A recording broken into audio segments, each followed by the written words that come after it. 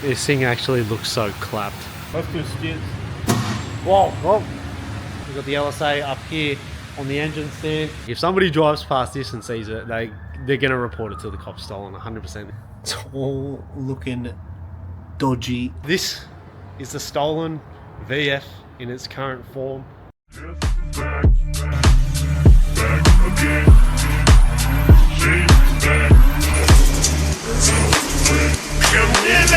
What is going on, guys? Just quickly before we begin this video, I just want to announce that we have some new merch available. This is the Nanul drop. We have it in hoodies and t-shirts, and it is all down in the link in the description on my big cartel store. If you want to grab a t-shirt or grab a hoodie or grab both, that would mean the absolute world to me. Cannot wait to see you guys rocking this merch. Every single dollar that is made off these gets reinvested back into the channel, whether it's a new project or an event or anything like that. It gets reinvested into making content to get to you guys. So if you guys want to help support your boy and help watch this channel grow, then jump on the link in the description and get yourself some merch. You've only got 2 weeks for the pre-order, so don't miss out. You got till the 13th of April to get your orders in, and I will not be restocking or remaking these again. So it's a limited drop. If you guys want to join the GB gang and get yourself one of these, again, link is down in the description. But anyways, thank you all so much. I appreciate you all so much. Let's get on with today's video. What is going on, guys? Welcome back to another video on my written off VF R8 LSA Clubsport here. And in this video, we're going to be tearing this all down and swapping it into this already half torn down VF Calais V that I did purchase. This car is written off as a stat write-off. It was stolen and recovered. The VIN has been tampered with, so that means that it cannot be registered anywhere in Australia. So I went and bought a VF Calais V shell in the exact same color, exact same year model, and the added bonus is it has a sunroof. Everything else is pretty much the same, but we're going to literally be transferring everything from this car to that car. So this car is going to look nothing like the Calais, and it's going to look exactly how this car looks here. Now, we are not just swapping over drive lines and not touching it. I'm grateful enough to announce that VCM Performance has jumped on board yet again and continuously helped me out with this page and this channel. And we are going to be building this LSA and making it a nice, fun little streeter with probably around 600 horsepower, I'd say. So we've got a few goodies coming from them. We'll see in a later video when they all arrive. I'll run you through everything. And as well as X-Force Australia have jumped on board, and they're going to give us a full system for this car as well, getting it sounding nice and crisp and working all together well, and being a nice streeter that has a bit of punch to it. So in this video, we're going to be tearing this down completely, getting the engine on the engine stand and transferring a few items like the K-frame at the front here into this car, as well as the LSA rear cradle and fuel tank and whatnot into this. The first thing I'm going to be tackling is taking off the front bar and the headlights so we don't scratch anything up, pulling apart the top here, ripping out the radiator, and then getting underneath, ripping the exhaust off, taking the box out because I want to empty the converter and everything else and put all new fresh fluid in it. Because yeah, we're separating the motor. We're going to drop it with the K-frame on the ground. That's probably the easiest way. Then pull the motor off on that, put up on the engine stand here, and then strip it all down and get it ready for all the VCM products that we do have coming. But nonetheless, let's get started into tearing this all down.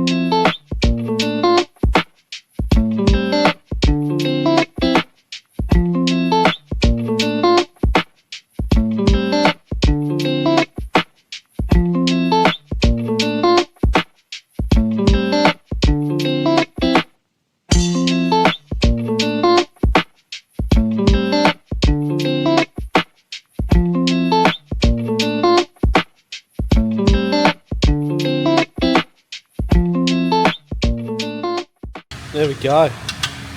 Radiator support's all off. Myself and Josh sweating absolute pallets. Can we both agree that this ain't no VY? No, I don't like this. VY would have been completely done in 2 hours. Like out of the car into the next car. This, there's all these not foreign connections, but they're just dumb. To put it its proper way, it's dumb. And 2 aren't the same at this rate, which is kind of annoying. So we're just... Second, you need this to take one off, and then you need a little fillet to take it off. It's just, it's ridiculous. But we're getting there. Half the reason why I didn't record that is A, because it would have dragged out, and B, at least we kind of have an idea of what to take apart, even though we haven't done the radio to support trick. But looking at the, it's outside now, but looking at everything that goes on the front for the supercharger, like the lines off the pump and whatnot, it was probably wise, because trying to figure all that stuff out with all the guides and ducts and everything that for once in my life I want to put back on a car instead of not bother.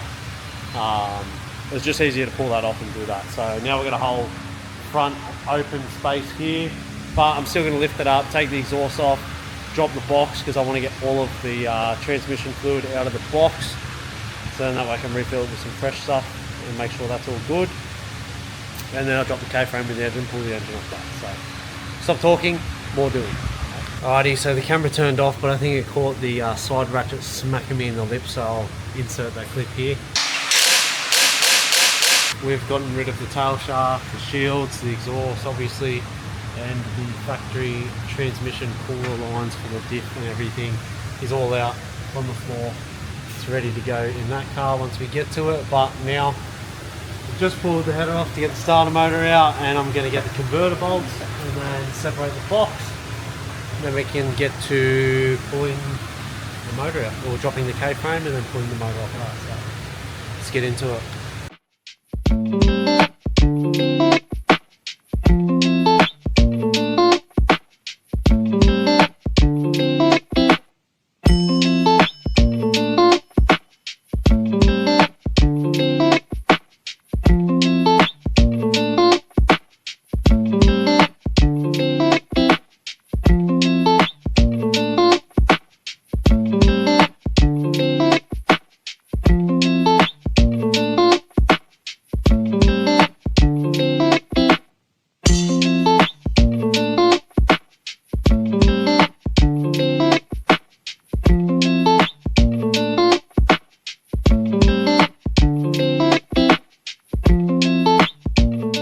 There we have it, guys.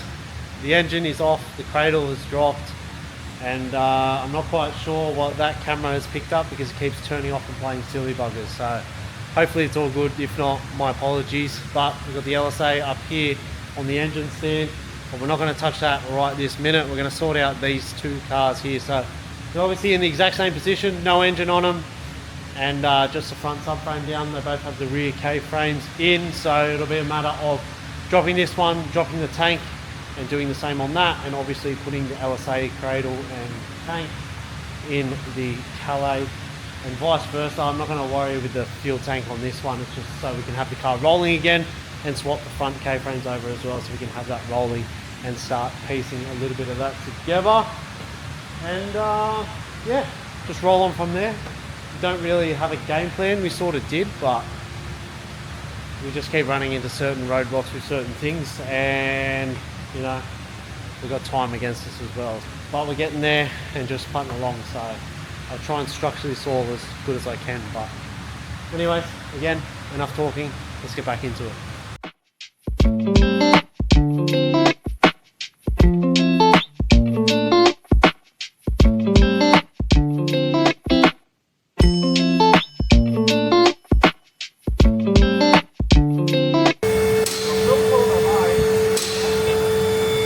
That? I don't say anything. No, what was that? Brought out the wire, disconnected. There we go, she's out. That actually wasn't that bad at all, besides the fact that we thought it was Bluetooth for a second, but didn't notice these front plugs, and this earth was a part of that. But yeah, other than that, it's all out. Who made this happen? I don't know. HSV quality, It wasn't me. backyard spec. Who would do that, eh? Dodgy. Some dodgy bloke. You can make one, but Oh. Goodbye. It's time to get the fuel tank out, and then we'll go over there and we'll drop that one and do a nice little swapsies.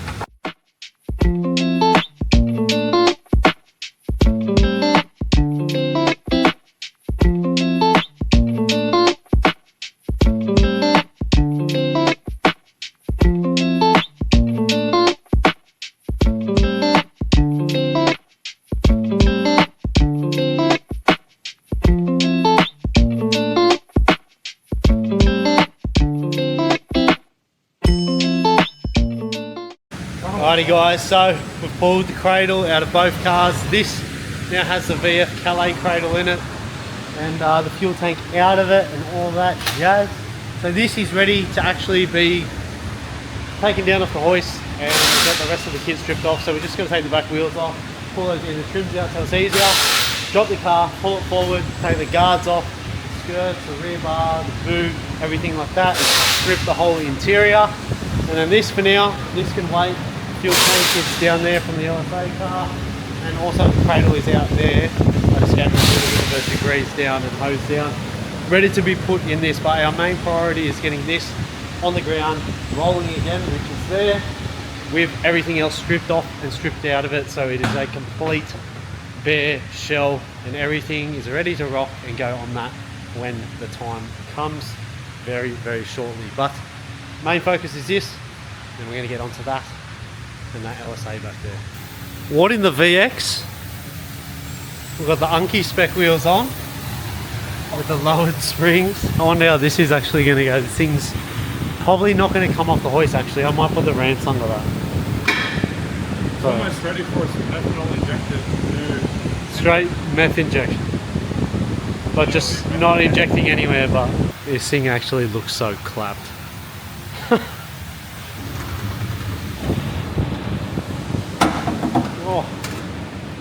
Brother!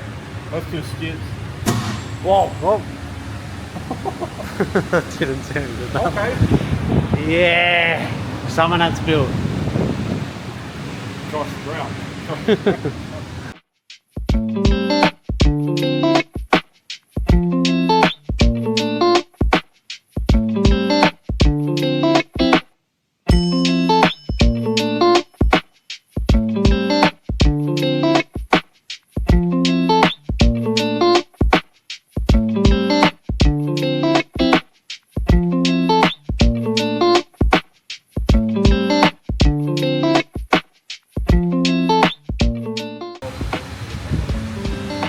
My busted ass lip from that side ratchet.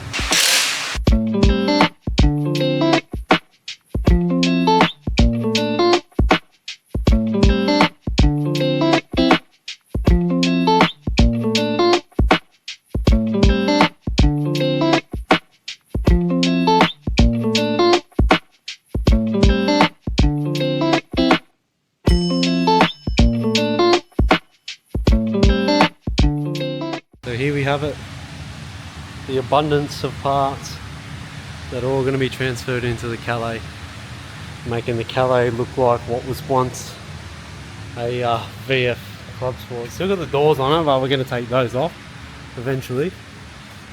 But she's looking very bare. Solid efforts, Joshua. And yeah, I think now it might be time to attack the interior and get this all stripped out. I'm going to take the dash out of this because the dash in this Calais is actually beige like the interior, so I didn't realise that the bottom half of the dash doesn't separate. It's actually a part of the dash, so I'm going to do a dash swap. By him taking it out, any makers, Kurt's going to buy that whole interior and that dash and steering wheel and everything because he's going to be putting it into a VY, so got to get it out regardless of both cars. So anyway, it's enough talking as per usual. Let's start stripping again. It is a few days later and I went ahead and stripped the whole interior on this thing and didn't record any of it because I was learning. I haven't pulled a VF interior apart at all.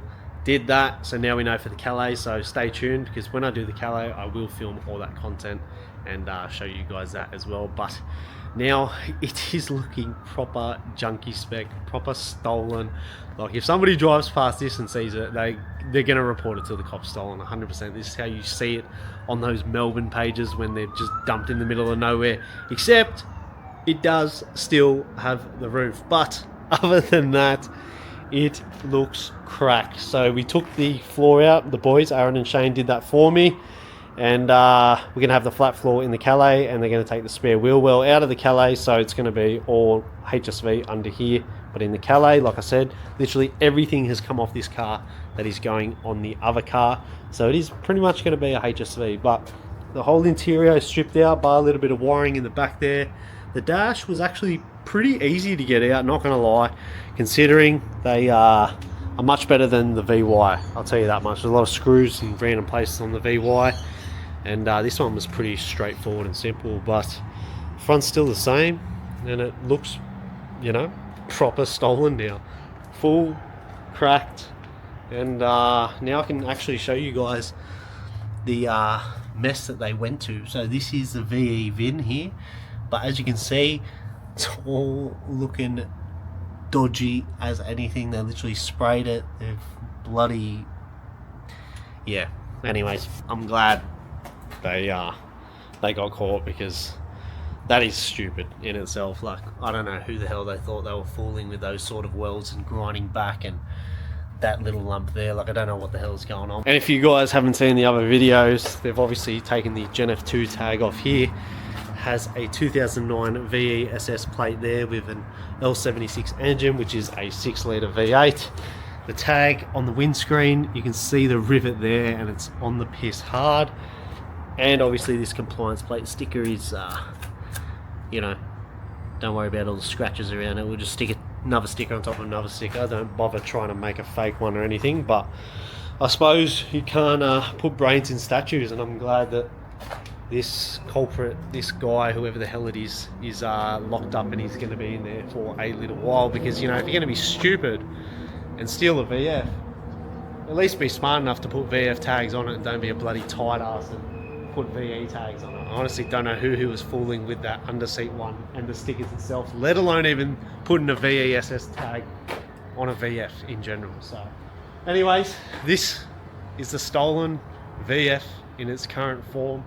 Stolen and recovered, sorry, I should say, because it is.